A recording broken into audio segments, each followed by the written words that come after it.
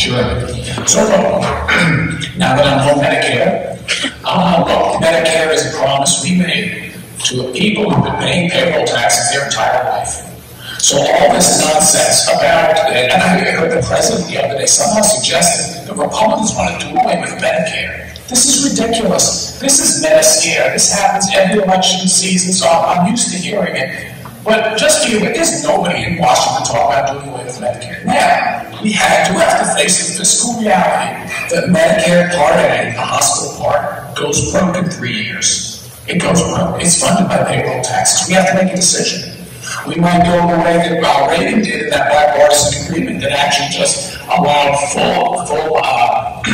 full attainment of benefits, perhaps at a higher age. I don't know. We could raise the payroll tax. We could do it. But let me tell you something. Nancy Pelosi's in charge of the House right now. She hasn't brought a bill correcting Medicare before. The only thing she has done is brought bills that have decreased the payments to providers, to your doctors. Let me tell you what happened. By the way, those you don't know, there's no inflation adjustment for your doctors.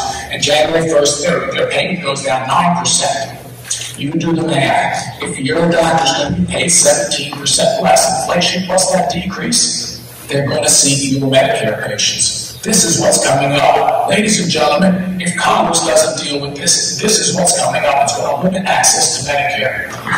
Finally, look, we made a promise about Medicare. We have to keep it going. Medicare Part D, a tremendous success. I don't agree with the Inflation Reduction Act that included some negotiating on drug prices, because what it is it price shifted the cost of those drugs from Medicare to private insurance. So if you're lucky you're on Medicare, it's good. If you're on private insurance, it's bad. That's not the solution. The solution is to get a comprehensive plan that keeps it in the green. Thank you. Medicare is an incredibly important healthcare system for our nation's seniors, and Medicare and Social Security, of course, always go hand in hand. And, you know, the only time that I could see that Andy Harris ever broke ranks with Donald Trump was the one time I actually agreed with Donald Trump.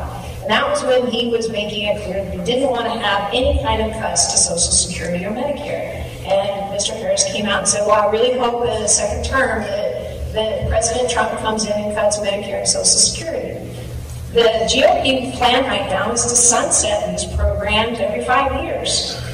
That's not a way to fix it. It's a way to toss turmoil into this program.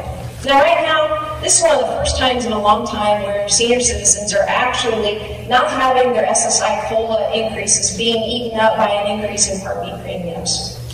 And we want to continue to make sure that that kind of progress is happening for the pocketbooks of seniors. Congressman Harris voted to try to privatize Medicare and turn it into a voucher program. He's voted against giving prescription drug negotiating authority. Thank God we finally, after 20 or more years of trying to get negotiating authority for prescription drugs, we have it now. But it was not with any help from Mr. Harris. He gets hundreds of thousands of contributions from the pharmaceutical industry, so of course he's opposed to ever allowing for seniors to have a discount in their pocket, because that would harm his pharmaceutical industry friends. I want to see us expand Medicare to address all the issues that are up in the head that aren't covered. Vision, mental, dental. There needs to be improvements to the program, and someone who's an advocate to help get them there for us. I am not a supporter of Medicare for all proposals, because I believe that it is a bad strategy for expanding healthcare in that way.